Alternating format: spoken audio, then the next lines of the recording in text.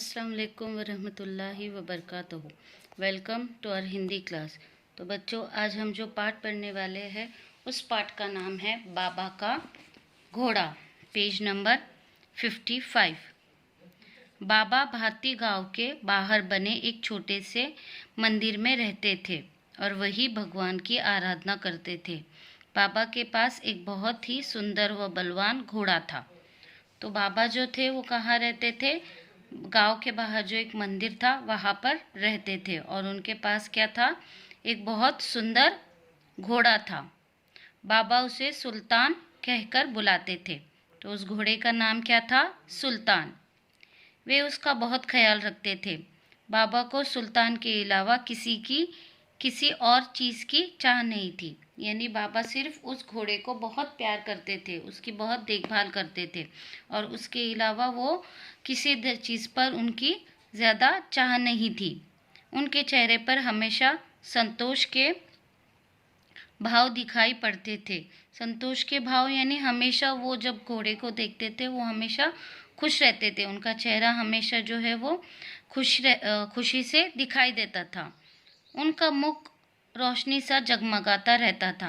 बाबा भारती और उनके घोड़े सुल्तान की चर्चा दूर दूर तक थी।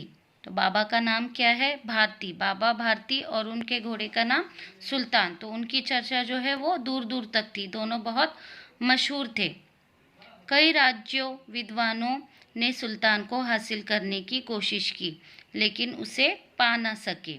बाबा सुल्तान पर बैठकर रोज 8-10 मील का चक्कर लगाते थे। दोनों की शोभा देखते बनती थी। बाबा सुल्तान को हमेशा अपनी नज़रों के सामने ही रखते थे। तो कई शहरों में जब इनकी बहुत ज़्यादा चर्चा थी जब घोड़े की, तो बहुत से लोग, बहुत से राज्यों के, बहुत से शहरों के राजाओं और विद्वानों ने चाहा कि हमारे पास ये घोड़ा हो, लेकिन ये कोई भी इस घोड़े को हासिल नहीं कर सका। खड़क सिंह उस इलाके का कुख्यात डाकू था। यानी खड़क सिंह जो है उस इलाके का जो है वो मशहूर डाकू था। लोग उसका नाम सुनकर ही कांपते थे। सुल्तान की कीर्ति भी खड़क सिंह के कानों तक पहुंच गई। खड़क सिंह ने सुल्तान को देखा तो उसे देखता ही रह गया। अब वह सुल्तान को किसी भी हाल में पाना चाहता था। तो खड़क सिंह कौन था? उस इलाके का डाकू था और लोग उससे बहुत डरते थे। तो खड़क सिंह ने जब सुल्तान के बारे में यानी घोड़े के बारे में इतनी चर्चा सुनी और जब उसने सुल्तान को देखा तो उसने उसे हासिल करने की ठान ली। खड़क सिंह घोड़ा पाने के लिए बाबा भारती के पास जा पहुंचा। वह बाबा को डरा धमकाकर सुल्तान को पाना चाहता था, लेकिन बाबा डरे नहीं। उनके मुख पर डर की जगह संतोष के भाव थे। खड़क सिंह को खाली हाथ ही वापस जाना पड़ा। खड़क सिंह घोड़ा पाने की योजना बनाने में लग गया। तो जब खड़क सिंह ने घोड़े के बारे में सुना तो वो बाबा के पास पहुंचा और उसने उन्हें धमकाया, लेकिन बाबा उसके धमकाने से भी नहीं डरे और खड़क सिंह खाली हाथी उसे वापस आना पड़ा। यानी उसे सुल्तान नहीं हासिल हुआ। तो उसने प्लान बनाना शुरू किया, योजना बनानी शुरू की खड़क सिंह को, ये सुल्तान को पाने के लिए, घोड़े को पाने के लिए। एक दिन संध्या के समय, संध्या यानी शाम, एक दिन संध्या के समय बाबा सुल्तान की पीठ पर सवार होकर घूमने जा रहे थे। तभी उन्हें जंगल में पेड़ के किनारे कंबल ओढ़े एक व्यक्ति दिखाई दिया। उसे देखकर बाबा को दया आ गई और वे रुक गए। तो एक दिन शाम में जब बाबा अपने घोड़े पे सवार होकर निकले तो उन्हें एक आदमी दिखाई दिया जो कंबल ओढ़े पेड़ के पास बैठा हुआ है। वो उसे देखकर रुक गए। घोड़े से उतरकर बाबा व्यक्ति के पास गए। व्यक्ति ने हाथ जोड़कर कहा, बाबा, मैं दुखियारा हूँ, मुझ पर दया करो। मुझे यहाँ से 3 मील दूर जाना है। मुझे घोड़े पर चढ़ा लो, ईश्वर आपका भला करेगा। तो बाबा ने क्या किया? उस व्यक्ति के पास गए। तो उस व्यक्ति ने क्या कहा बाबा से कि मुझे यहाँ से 3 मील दूर यानी 3 किलोमीटर दूर यहाँ से मुझे दूर जाना है, तो क्या आप मुझे आपके घोड़े पर बिठाकर ले जाओगे? बाबा ने दया कर उस बीमार व्यक्ति को घोड़े पर बिठा दिया। लेकिन घोड़े पर बैठते ही बीमार व्यक्ति लगाम पकड़कर धीरे धीरे चलने लगा। तो बाबा ने क्या कहा, ठीक है, मैं तुम्हें घोड़े पे बिठाकर वहाँ पहुँचा दूंगा। और उन्होंने उस बीमार व्यक्ति को घोड़े पर बिठा दिया। पर वो व्यक्ति क्या करने लगा, वो व्यक्ति खुद ही घोड़े की लगाम पकड़कर धीरे धीरे घोड़े को चलाने लगा। बाबा ने उसे रोका और बोले, सुनो, घोड़ा कहाँ लिए जा रहे हो? व्यक्ति कंबल हटाते हुए बोला, बाबा मैं खड़क सिंह हूँ और अब मैं आपका घोड़ा अपने साथ लिए जा रहा हूँ।